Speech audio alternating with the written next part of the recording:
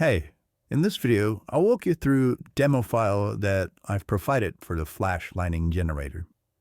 This setup is designed to help you easily create lighting effects that follow animated characters like the Flash. Inside the file, you'll see two main geometry nodes. The first one with the source geometry. This is where you import your animated mesh. Ideally, this would be your Flash character exported as an Alembic file. The second one is Lightning Generator. This is the mode responsible for generating the lightning effects. There's also a camera node, but that's optional and not necessary to use the generator.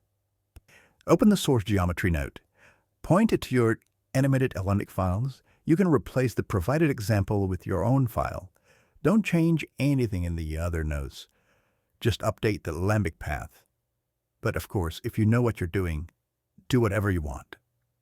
Once your mesh is loaded, double-click into the Lightning Generator node. You'll see two key nodes in here. The first one brings in the geometry from the source geometry node. It sort of links them together. The second one is our Lighting Generator. This is the actual node that I built. If you installed the generator properly, you can also just create this node manually by typing Flash Lightning Gen in the tab menu. Before anything else, we need to adjust the scale of your character so the lightning fits correctly.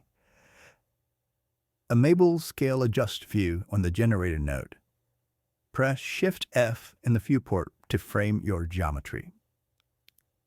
Adjust the uniform scale parameters until the characters roughly fits within the reference keep, in most cases 0.01 or 2L, especially if your source is from Maya or SAM40, which use different unit scales from Houdini. Once done, disable the Scale Adjust View. Auto Length Mode. When enabled, the lightning bolt automatically adjusts its length based on the motions of the character. If the character stops moving, the lighting also stops. Perfect for fast, dynamic movement like the Flash.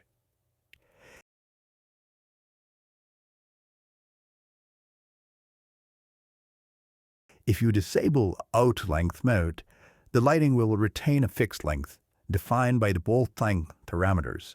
You can animate it to create effects like extending bolts or sudden stops.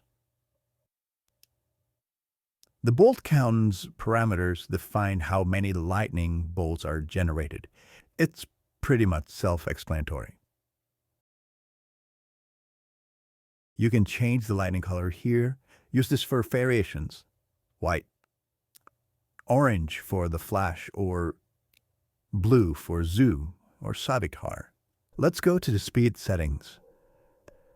When enabled auto speed, the lightning's flicker speed changes based on the character's velocity in 3D space. If the character is moving quickly, the lightning flickers more aggressively.